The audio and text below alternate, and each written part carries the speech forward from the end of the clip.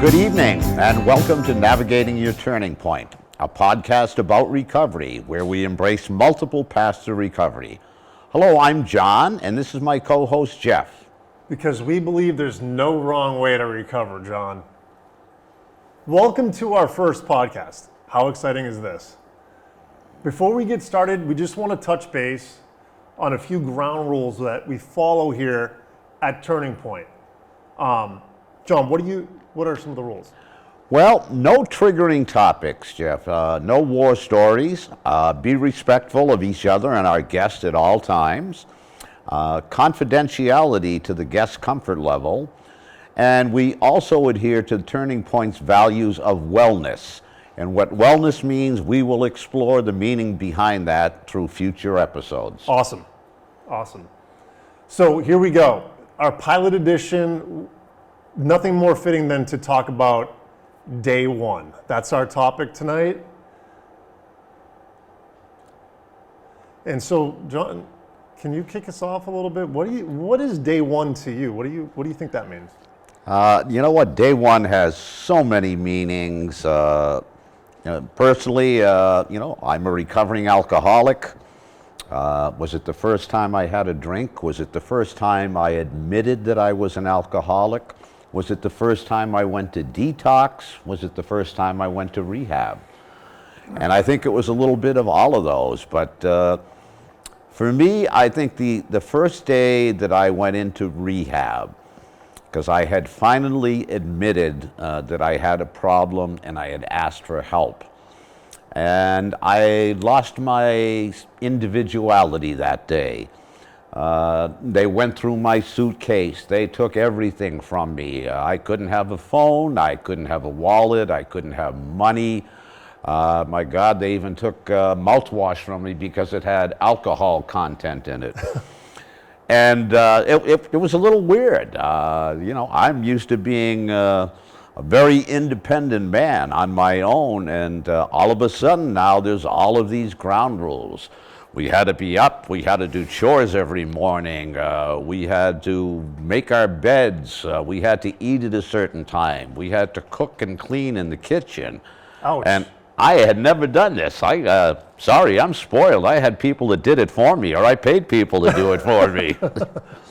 So it was tough.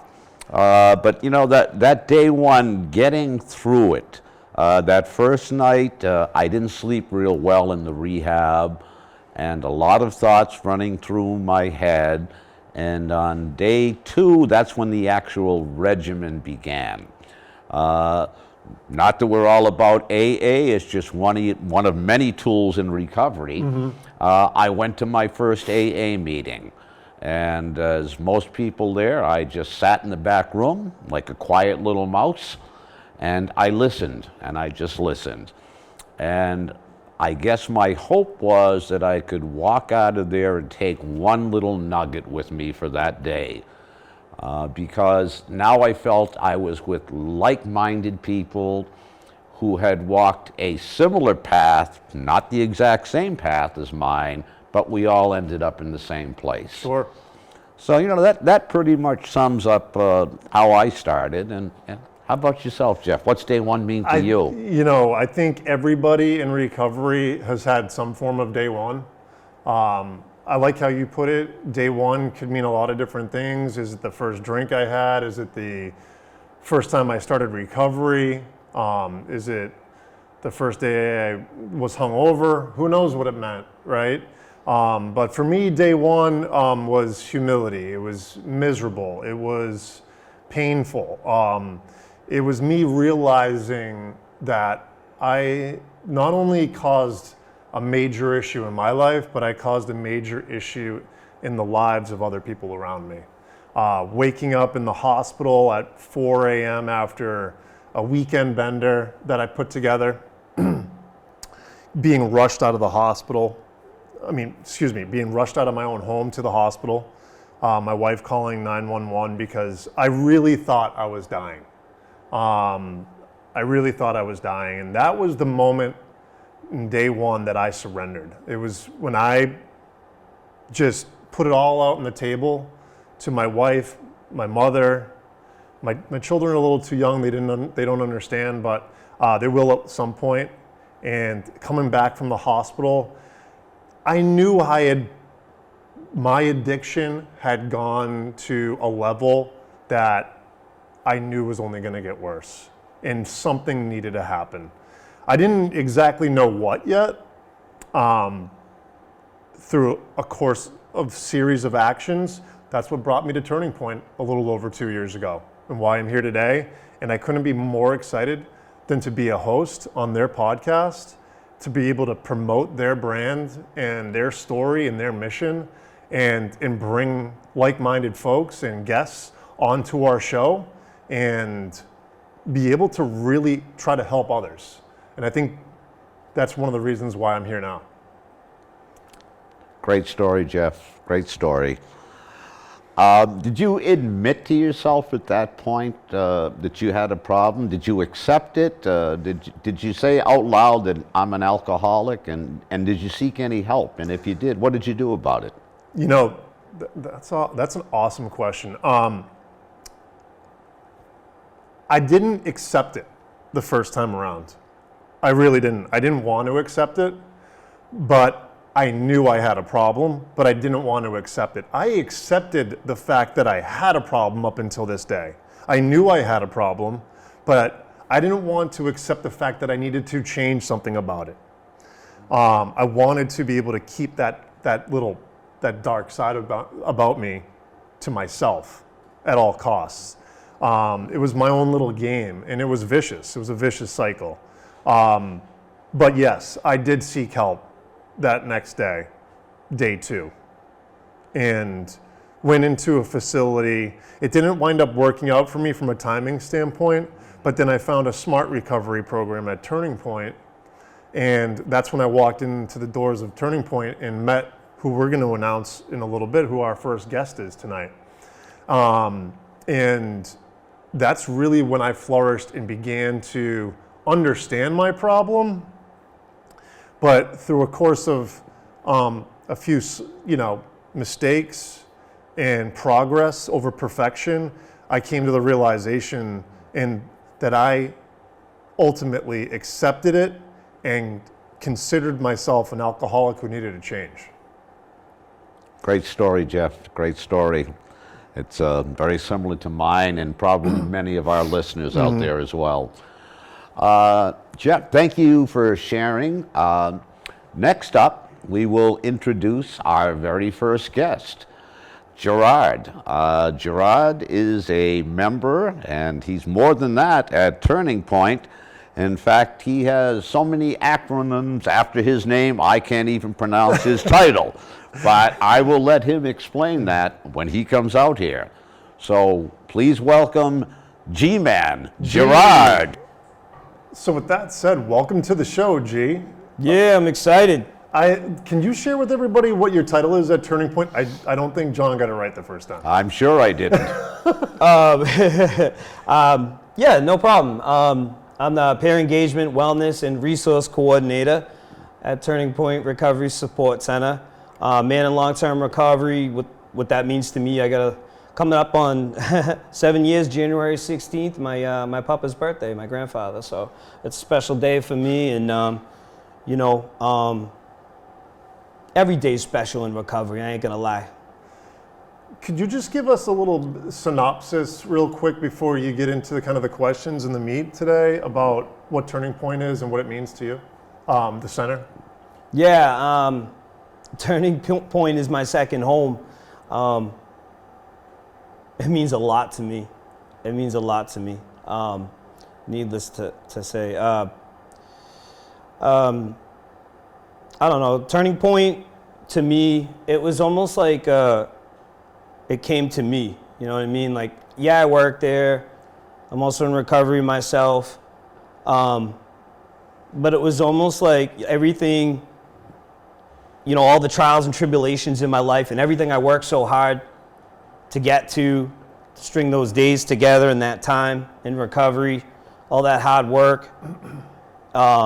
It was almost like it was just meant to be, I remember I was working in the emergency rooms as a recovery coach, and I was on call, working 3 night shifts, 10-hour shifts throughout the night. It turned into 4 shifts a week. It did that for about a year and a half. And I remember just like, I was using the space. I was using the office space at 32 Common Street in Walpole, where Turning Point's located. And I would do my follow-ups to check in with people, see how they were doing, after after I initially met them in the emergency rooms and, got them the, whatever resources, services they may be looking for. And I just remember, using the office space, and it was, they had a therapist there. It was a clinical, Bay State Community Services, which is our host agency. They had, it was clinical. And they had moved out and condensed over to the Norwood location. So this building was completely empty. And I got so used to like feeling that it just feels so comfortable there. And, I'd rather be there in my element, reaching out to people, following up with them, asking, how you doing? How's your recovery doing? And just be that voice on the other line to listen and hear how they're doing. Just letting them know I'm here for you, and I got a phone call one day just saying like, hey G, hey Gerard, I know you're over there doing your follow-ups, and we appreciate all the work you do as a recovery coach in the emergency rooms. There's a possibility, we could apply for a grant for a recovery support center, and basically, what do you think about that? And I just smiled, I just grinned from ear to ear, and I said, let's go for it. And one thing led to another, and I like to joke about it. They were going to build that place around me. Wow. That's awesome. So I'm blessed. I don't know if everybody knows that story, but I'm very blessed. So I think you heard us talking a little bit, and it's our pilot episode, and we're talking about day one. Day one. And what day one means to you. As John kind of said, it means a lot to a lot of different, a lot of different ways to a lot of different people. What's day one mean to you? Yeah, and I love what you guys had to share about that, and I can really relate to a lot of what you said. Could mean a lot of different things, but day one to me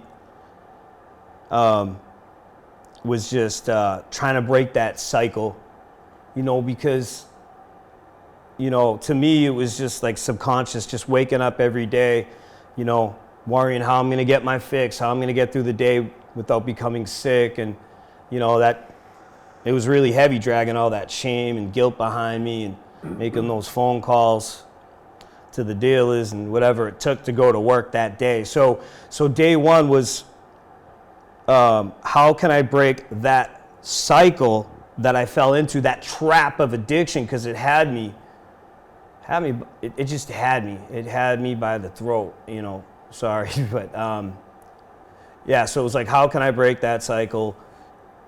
And then once I was able to kind of envision and start to, accepting, because I heard acceptance earlier, accepting that things need to change. I can't keep doing this.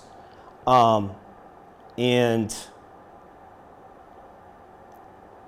now how am I going to do that? Okay, I know I can't keep living like this, but how am I going to escape this trap? And then after that, it was a different 24 hours a day after that. I was in the fight of my life, and that's the real day one right there. I would do what I could. I'd take some action. I'd ask for help, and with the resources I had around me, and I was hanging out, with a lot of sick people, people that weren't as well as I would have liked to have been. So like the day ones were just breaking through that threshold every 24 hours. I don't know if that makes sense, but it would just reset every day. What can I do today for my life, that would help me to propel and move forward? What's that extra, that one more thing I could do each and every day? Gee, let me ask you something. I know I certainly couldn't do it on my own. I needed help. Did you have any type of mentor, support person early in your recovery? You know, I had, no. The answer to that is no. Okay. So I was very much lost, very much lost in the darkness, and everyone I would look for help, or I would be like, trying to build up that confidence to ask for help. They were in the same darkness as me. I just didn't have the knowledge at that point in my life to break through outside of that circle. Okay. I don't know if that answered That the. makes sense, actually. It does. Not everybody does. Some of us have to go it alone for quite a while. I think a lot of, for day one, for me too, like you feel lost. Like I didn't have a mentor right away. I didn't have someone to go to right away. I was like, you're kind of facing it on your own a little. Well, for me, I was facing it on my own a little bit, and then it's more like you're at the point where you're in the market now for a mentor. Yeah. Immediately. That's what I was like. Exactly. I was like, Like, I got the white flag. right. Does anybody see this white flag? I'm struggling. I'm in pain. That's a really good point. Yeah. So I guess what took you? What went on, and what kind of caused you to kind of first acknowledge that you had a problem? When my drug of choice was the answer to everything. Makes sense. Makes sense. So what advice do you give to the folks out there that are maybe experiencing day one right now? Maybe they're in just early recovery. Maybe they're getting through it. Maybe they're throwing in the white towel. What is the advice that you give to someone in early recovery, or maybe even day one? Don't be afraid to talk to your loved ones. Don't be afraid if that's your parents, brother, sister, people you can confide in and trust and open up to. Don't be, so afraid. And I think that was my thing, what I'm talking about. I was asking all the people around me that it was in my circle. But yet, it was like, it was right in front of me the whole time. Mm-hmm. So don't be afraid to ask those that are closest to you that you can trust, and people that, they love you. I couldn't agree more. I'll tell you, now that you mentioned what, 7 years has it been, G? Coming up on 7 years that you've been clean and sober? Yeah, just a number, but it feels good. It's Appreciate just a that. number, but it's, hey, from day one, I remember when I hit 30 days, that was a major accomplishment for me. 30 days was a big deal. 6 months, a huge deal. I thought that was the impossible dream. But, it's just a mile marker in a long journey. Yeah. So, getting to where you're at today, what are your thoughts on what it's like getting sober versus maintaining sobriety? My thoughts on getting sober versus maintaining sobriety. Getting sober was like going up on the roller coaster, hitting the peak. Maintaining sobriety is coming down. Okay. It's a heck of a ride. And it's a beautiful thing. It's a beautiful thing. And yeah, just on the numbers thing, like I counted until I lost track. That's, it's not saying much for me, but I counted until I lost track. And then, again, that one day at a time thing, man, trying to be in the moment. That's what I'm focused on in here, 6, 7 years later. Just really enjoying living life and just living life. Some of it comes to you, some of it you gotta go get it. But as long as you stay open, and lead with love, and faith for me. You know, things just come to you. Like my dad said, like not too long ago, he was like, hey, G, he's like, Gerard, he doesn't call me G. He's like, hey, Gerard, he's like, things just seem to happen, like fall in your lap all the time. And I kind of chuckled at that. You're the one that always keeps smelling like a rose, huh? Well, not tonight, because I just came from one of my fitness workouts. So I hope you don't smell that. Sorry about the sweatpants and everything. That's why I'm dressed like this. But that's a pathway. That's part of my recovery. Well, we don't judge here, G. We don't judge anything here. No judgment. Judgment-free zone. I like that. I like that. Well, great. You know, you're a leader at Turning Point. Jeff mentioned earlier that you've been a mentor to him. And my short time there as well, you have been a mentor, a leader, a support, a friend, most importantly, a friend. You know, that's what I love about Turning Point. I have found a second family there. Like most people, I have 500 acquaintances and I can count my friends on one hand, you know, 4 or 5. I don't need any more acquaintances. But I can certainly always use another friend. And you have been that, G, to me. So what is your turning point? Let's use our home base. What is your turning point? What would you say it was? And my turning point, I think it was a moment where I was struggling. I was active in addiction. I came home one day, and I was very much sick. We just came back from a trip to Fort Myers, Florida, with my grandfather to see something we've always dreamed of doing together, to see the Red Sox spring training. And I remember I was so sick. I like ran into my apartment, ran into the bathroom, and it was the first time I looked at myself in the mirror in a long time.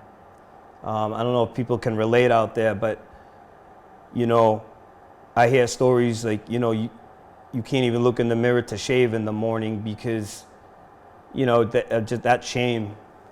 So that was a turning point for me when I was like, who am I looking at in the mirror?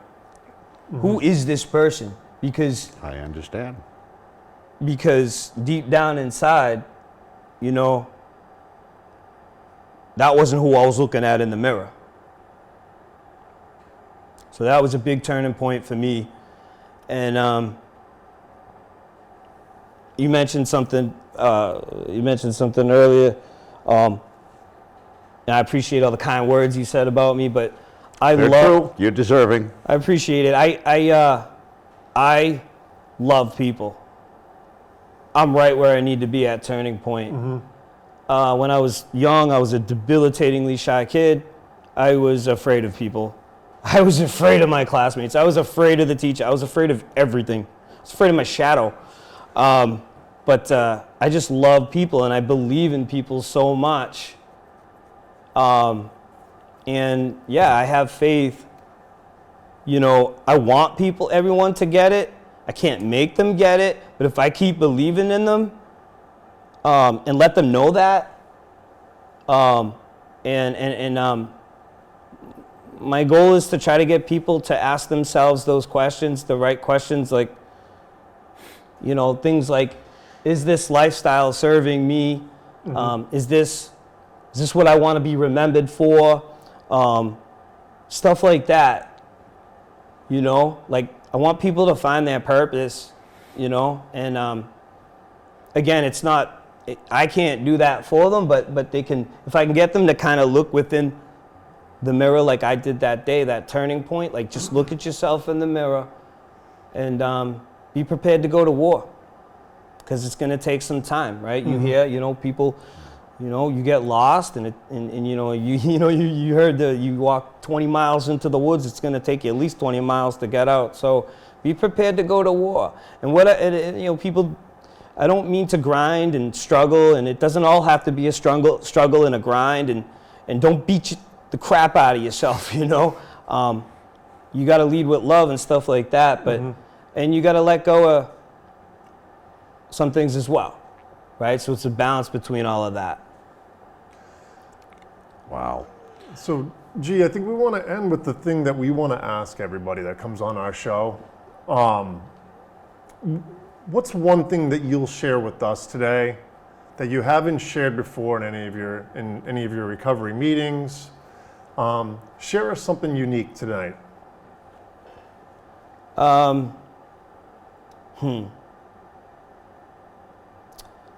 Everything that, 8-9 years ago when I started this journey, when I was still actively using, one of my good friends, her name is Megan, and we used to, even in active use, we would have dreams and we'd talk about things like, this is what I'd say this is what I'm gonna do with my life. She'd say this is what I'm gonna do with her life.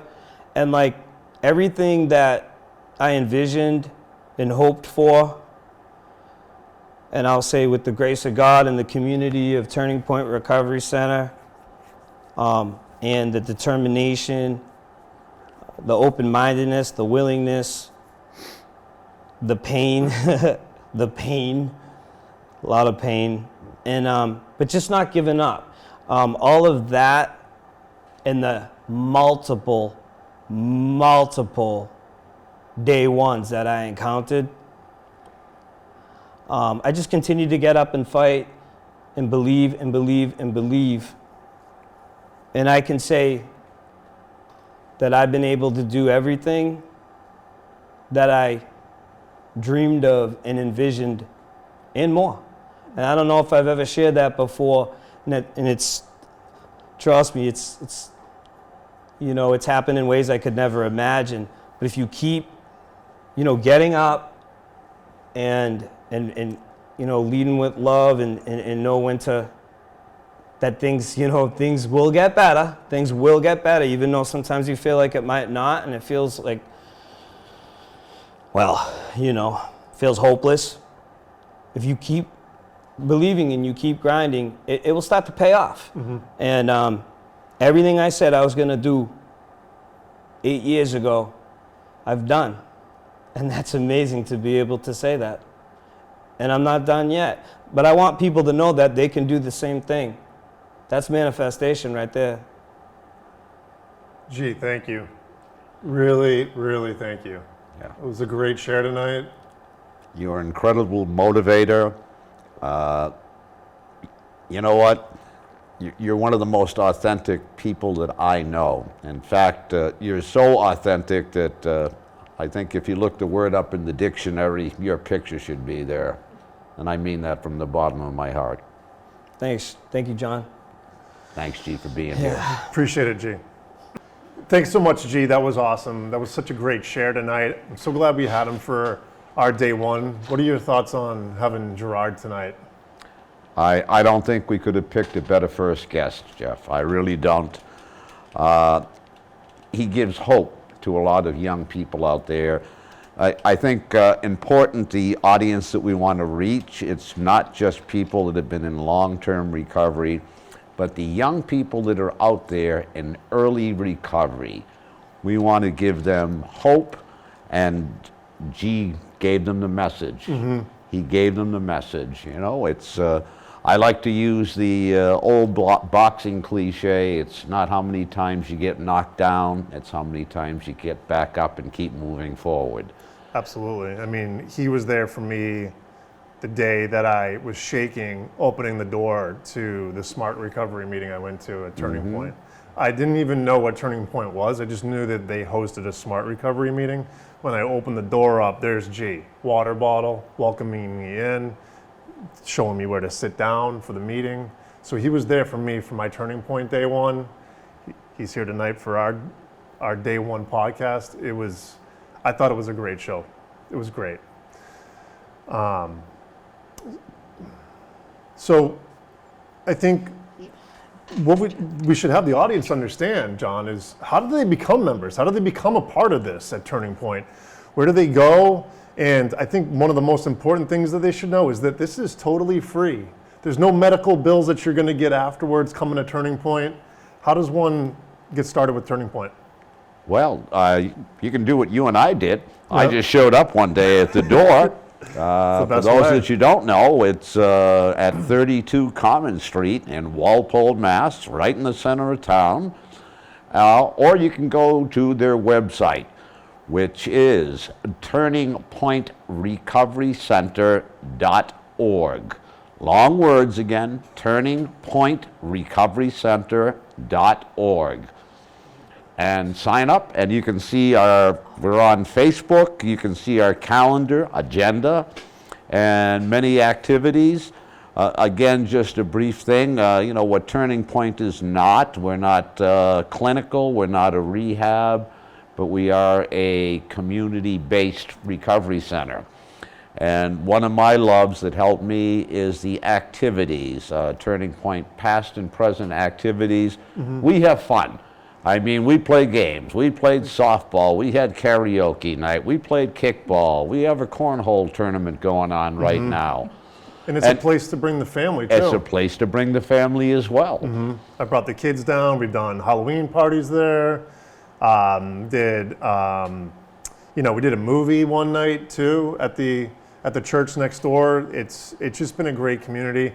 And you get to meet all sorts of walks of life, all sorts of professions, and people who are just doing different things, from book clubs to art and sports, workouts. It's a collective group, and the peers really drive it. Like folks like us. Yes. I mean, this was the vision of one of our peers who you're going to meet, who's on our team, Kathleen, and we're bringing it to life tonight.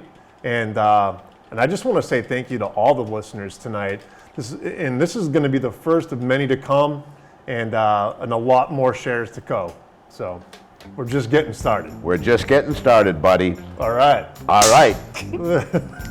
So from the J Crew, as we're known, thank you for listening, and good night. All right.